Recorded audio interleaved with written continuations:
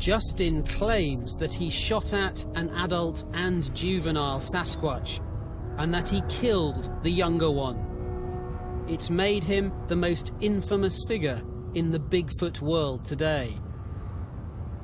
It all began on a hunting trip to California's remote Sierra Mountains. In October of 2010, I was bear hunting with a friend of mine up in the Sierras. It was a day just like any other. There was one area that we knew that we liked from the beginning. We said, yeah, we're gonna go here and we're gonna kill something here, for sure. We came around the corner and we're driving, we look into this open meadow and we see this creature. Me and my buddy saw it at the same time. He slams on the brakes. Maybe for the first second or two, I did think it was a bear. And then I looked and I saw that it was on two legs. I was just sitting there nervous looking at this thing thinking, this is a monster. 7.5 to 8 feet tall, around 600 pounds. A couple seconds go by, I decide that I'm gonna kill it. And I shot it about right here, just on the top of its rib. It fell to the ground immediately. You could see the impact, you could see the dust come off of it.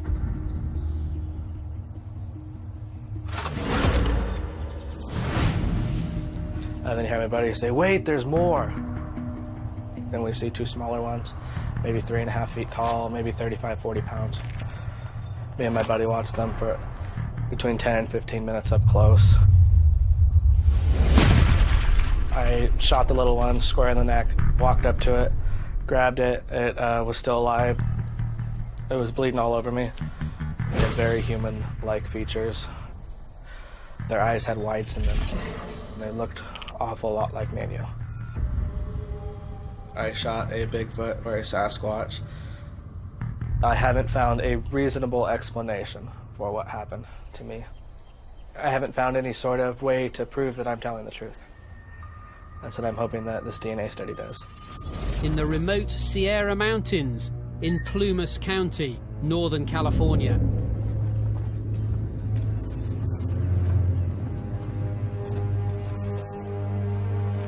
Justin Smeja's story has divided the Bigfoot world. For some, he's a hero who finally bagged a Sasquatch. For others, he's a murderer. And some have called him a liar. Either way, I felt a bit spooked as he led me onto his kill site. I was standing right here. Right. So just, what was he doing when you saw him? Well, when we saw it, it raised its hands. So was it on all fours to start with? No. So it was actually standing up? We look over and we see this thing standing just like I'm standing. And like this? And we see us raise its hands. But you shot? Yeah. Why? Because there was a monster in the woods. No? I find, forgive me, but No, I honestly, listen, I do find it really hard to get my head around, because if this is something you've never seen, you're up here every weekend, have been ever since you were a lad, sure, and you've never seen one of these before, I think I'd pick up my phone first and try and take a photograph of it. Looking back, absolutely, I would have not taken the shot. I would have gone for my camera and I would have put it straight down the scope, taken the picture, got the clearest picture of this thing anyone's ever seen. Maybe you'd call it bloodlust or something, where I looked at this thing, I knew I was going to shoot it. As an animal lover and vet, I found all this bloodlust stuff a bit hard to take. Justin told me he hadn't killed the adult and it had got away.